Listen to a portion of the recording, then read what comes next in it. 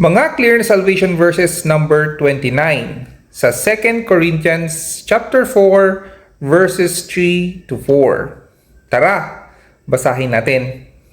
But even if our gospel is veiled, it is veiled to those who are perishing, whose minds the God of this age has blinded, who do not believe, lest the light of the gospel of the glory of Christ, who is the image of God, should shine on them.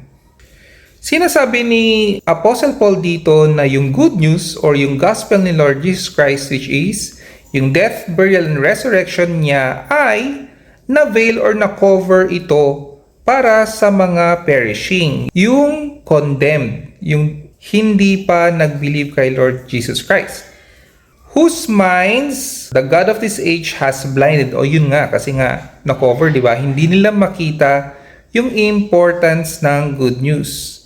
Sino tong mga to? Sabi, yung hindi nag-believe sa good news ni Lord Jesus Christ.